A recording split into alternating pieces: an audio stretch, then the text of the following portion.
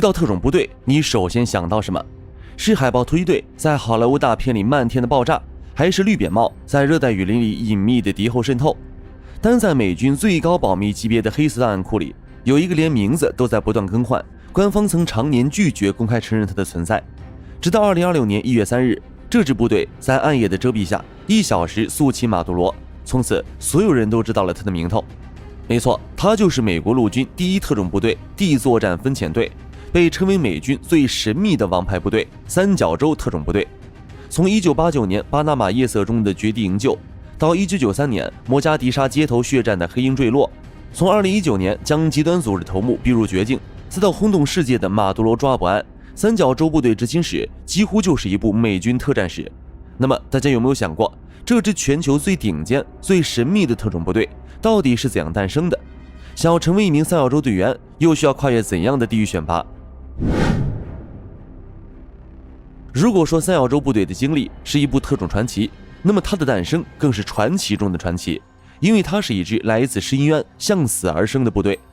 時間回到20世紀60年代，当時一位名叫查尔斯·貝克維茲的越戰老兵兼綠扁帽軍官，作為交换生被派往英國陸軍第22特種空勤团服役，並隨英軍直接參與了馬來亞危機的叢林肅清行動。在馬來亞濕熱的熱帶雨林裡，英軍 SAS 那種精幹致命的特種體系給年輕的貝克維茲帶來了無與倫比的震撼。他第一次明白，原來特種部隊還能这樣玩。回國後，貝克維茲直接向五角大樓提交了一份報告，上面毫不留情地指出，美軍现有的特種部队雖然擅長非傳統作戰和游擊戰培訓，但根本無法媲美特種空勤團。美軍現在缺少一支精通各種特殊技能的超級精英部隊。然而，當時的五角大樓還沒見識過 SAS 的恐怖，自然不理解超級精英部隊的含金量，於是乾脆地拒絕了他的提議。這一拖就是整整10幾年。到了20世紀70年代中期，世界各地極端活動跟商量好了似的全面爆發。面對手足無措的局勢，五角大楼和陆軍高層終於想起了貝克維茲。1977年11月，在貝克維茲和托馬斯·亨利上校的正式組建下，三角洲特種部隊正式誕生，總部設在了北卡羅來納州的布拉格堡。但這支剛剛誕生的超級精英迎來的並不是鮮花與掌聲，而是一場刻骨銘心的爭議。1979年，53名美國外交官和公民在德黑蘭遭到扣押。在外交談判徹底破裂後，美國政府決定派出成軍不久的三角洲特種部隊，執行代號為“鷹爪行動”的武力營救。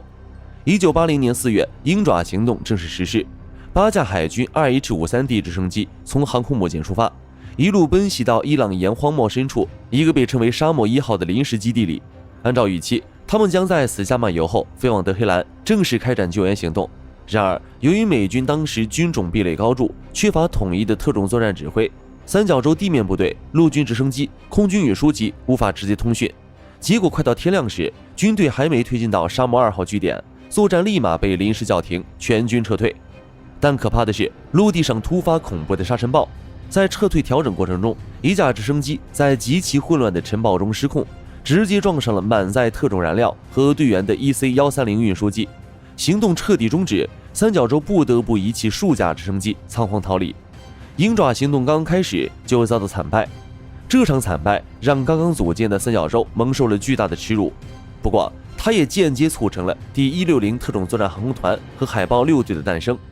這次行動之後，美軍痛定思痛，立馬建立了聯合特種作戰司令部，統一指揮和管轄美軍各支反恐部隊，同時將三角洲歸屬進美國陸軍特種作戰司令部。在實際作戰行動中，它直接歸屬聯合特種作戰司令部統一指揮，甚至直接聽命於總統與國防部長，而這也象徵着三角洲部隊的新生。由於三角洲特種部队參與的大部分行動都是高度保密的，公眾無法輕易得知其具體細節，但從他參與的幾場轟動全球的特種行動，我們可以看出鷹爪行動的慘敗後，三角洲到底蛻變的有多麼恐怖。首先是1989年，在正義事業行動中，三角洲特種部隊奉命執行高危抓捕與營救任務。他們從天而降，成功搜捕並抓獲了巴拿馬的實際統治者曼努埃爾·諾列加，同時在極度危險的環境下完成了對人質的絕地營救。這一次行動是三角洲對鷹爪行動的回應，他們已經從深淵中爬起。隨後1993年的哥特社行動也就是我們熟知的黑鷹墜落事件。三角洲受命前往摩加迪沙抓捕當地軍阀的核心幕僚。在行動中，2架美軍黑鷹直升機被擊落，半小時就能完成的行動，直接演变成了一场慘烈的摩加迪沙之戰。然而，面对数千名敌人的重重包圍，三角洲队员展現出了驚人的戰術素養與犧牲精神。在缺水、缺物資、被無數人包圍的絕境中，三角洲隊員憑借極高的戰術素養，在巷戰中與敵人拖延，最終在夜晚等到了援軍。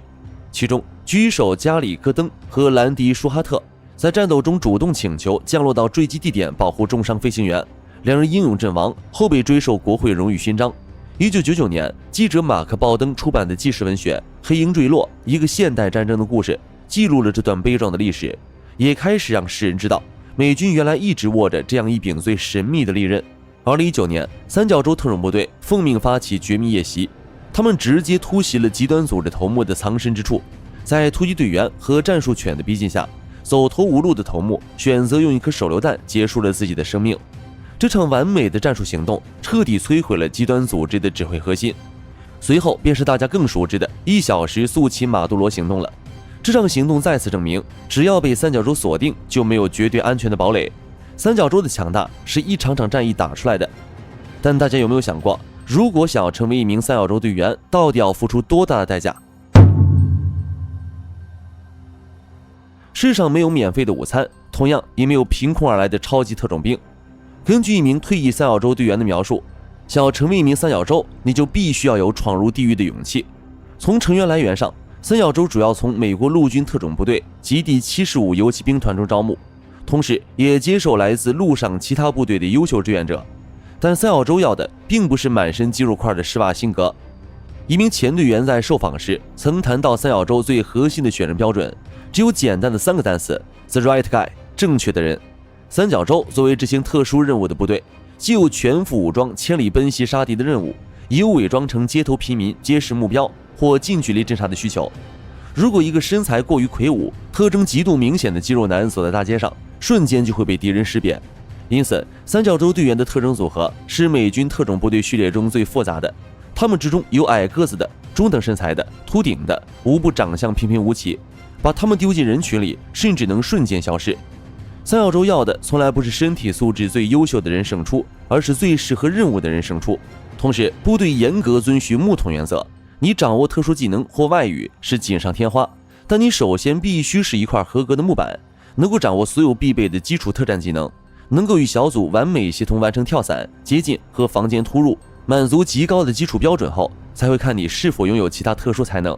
不過，以上這些要求還只是基本要求，接下來就是恐怖的選拔了。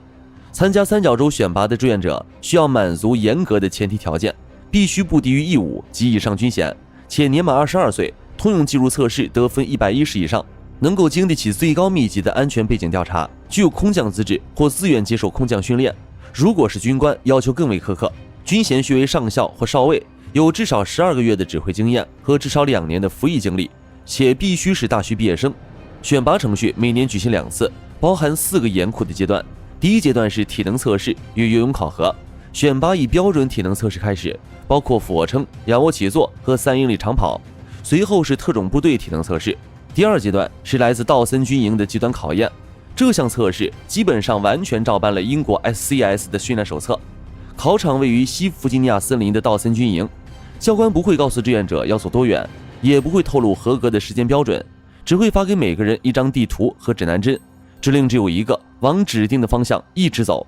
志願者必須熟練掌握軍事地形學，準確識途定位，一旦走錯方向浪費時間就會被淘汰。測試從初始負重18公斤，行軍10公里開始，隨着時間推移，行軍距離和背包負重逐漸增加，從18公斤增加至32公斤，距離從10公里拉長到40公里，整個過程持續大約1個月。